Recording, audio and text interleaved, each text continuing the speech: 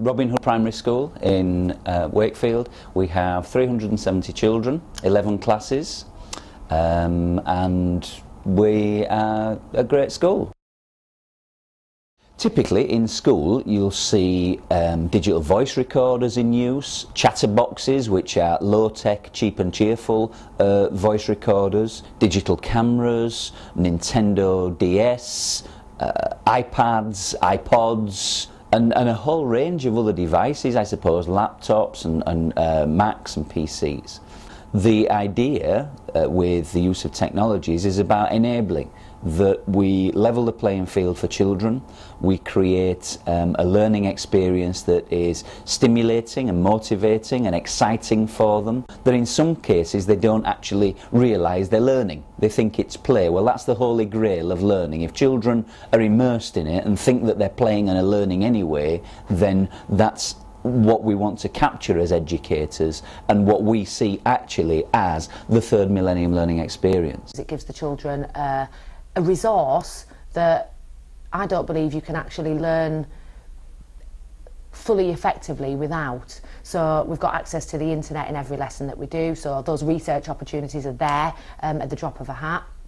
We've got incredibly a wealth of absolutely fantastic resources which actually either supports the children learning in every area of the curriculum or extends their learning in every area of the curriculum. I think it's really important that children are confident around ICT and can use ICT. We're living in a technologically advanced world, and we need to be preparing the children for that. We need to be preparing children for jobs that don't even exist yet, and it's our job as a school to really give the children a confidence and for them to be able to again make mistakes, to try things, to press the buttons and to see actually what happens. What a child can do on paper can easily be done on a handheld technology as well, but the difference is that the child's going to want to do it on the handheld technology. So I mean, that instantly ups the engagement. There's no chance to opt out. A lot of the software that we've got actually tracks the success of the children, so the teacher's actually got some diagnostic information around how the child's achieving in that particular area, and what it does is it just makes it a more enriching and enjoyable experience for the child. We use video around school to celebrate our children's successes. We have a television at the end of our mall where examples of the learning outcomes are constantly on display, and that changes regularly. So as new material is being created, it's going up onto the television. Our children are seeing themselves as the television stars. That is an enormous enabler for them. You know, our children walk around 10 feet tall in terms of their view of themselves as learners and powerful learners. So, you know, I completely believe in having those things going on in the classroom, purposefully, with rigour around it, with monitoring systems around it, and not for it to just be a free-for-all. We've tried to make our curriculum evolve so that the children are actually getting learning experiences that are going to be relevant to their life and that they're going to be engaged in, essentially, something that's going to spark their interests and make them excited from the first point of learning. Our children are powerful learners, they're collaborators, they are real-life learners. So for example, our artists actually produce artworks that go out into the community and out into the city and are displayed publicly. That's what an immersive third millennium learning experience is all about. Our Key Stage 1 and Foundation Stage children are deep into immersive learning experiences. So for the pirates theme, our children come dressed as pirates throughout the topic. Our Key Stage 1 children are dressed up in character so that it's a deep, immersive, powerful third millennium learning experience. The current topic that we're doing in Year 5-6 is around commercial success. That to me is one of the most important paths we've taken in terms of a curriculum, because these are skills that the children perhaps didn't know they even that they would be required of the children in years to come, but it's something completely different that they've never done before. So you know, we're working really hard on developing that, and that's, you know, something that I'd like to do, not in every single unit because it's not appropriate, but certainly you know, periodically throughout their time at Robin Hood School, is try and get them to develop a sense of business, and through that comes a whole set of skills that the children are going to need later in life. And the children from that will either realise that that's not for them, or it will absolutely spark an interest and the children will feel compelled to actually make something of themselves and, you know, be the next Alan Sugar. Year 3-4 are doing some incredible work around curriculum and curriculum development. So for instance, last half term the team developed an entirely new unit of work called Mysterious World, and during that unit of work the team actually came in during the holidays, and one of them dressed up in a gorilla costume, and we had the Bigfoot at Robin Hood that was shared with the children as a stimulus video for the start of that particular topic. And the writing, the research, just the depth and the quality of what the children were doing during that project was remarkably enhanced. We went up onto the field and burnt a circle in the field where we'd said that a UFO had landed, and there was a meteorite had landed. We had scientists up there with Geiger counters, experts, and we took the children up to be involved in this real life experience. The quality of the engagement with the topic was incredible. And this is powerful, and this is third millennium learning.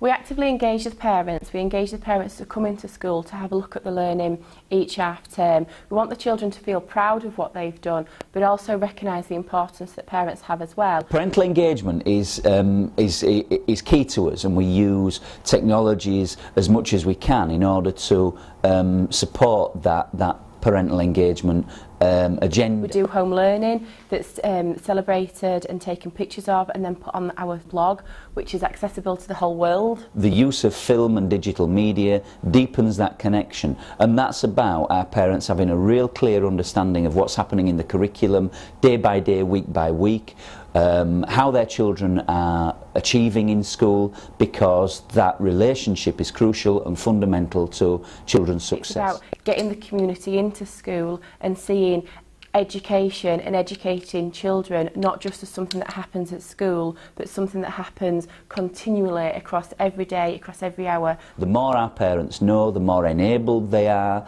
the more opportunities and chances our children have to achieve well, and to have their successes celebrated by as wide an audience as possible, as often as possible. But I think the most challenging thing that we've found is, because we've been giving the children more ownership over the topic, and in some topic areas we've actually been putting almost full ownership onto the children in terms of what aspect of that topic they want to research or develop their knowledge around, is actually making sure that we keep rigour around that. So in that sense, we've had to be more on the ball and more rigorous in session to ensure that the children actually get the knowledge set that they need to have, but also the skills around researching and the skills around presenting at a really, really high standard. And that's been challenging in that sense, because you can't preempt those things happening at the planning phase. They're things you've got to be on top of during your actual teaching sessions. I think within education, you're very much used to going with the grain, and almost with a third millennium education, you're going against the grain because you're thinking outside of the box, you're thinking of new opportunities, you're thinking about ways to enthuse the children, to get the children engaged that you've not done before, that's new, that's exciting, that's current, that will get the children energised into learning something new and take that home and energise their parents and grandparents. So I'd say thinking out of the box has been challenging at times, but also exciting for a practitioner, just to give you the opportunities to try something new. And not be afraid to make the mistakes, and not be afraid for something not to turn out just how you've envisaged it. We're thinking big. So for instance, when we added Nintendo DS's to every classroom, several of the teachers were a little bit concerned about their skills around that, but the conversation was quite simply, look, there are 30 experts in your classroom. If you've got an issue, then ask an expert. Now that paradigm shift in terms of the relationship between teacher and pupil is actually integral to this whole process and this whole philosophy and rationale, because that empowers children. It empowers not only their learning but their ability to teach teachers. Parents' work We don't work, we learn and have fun.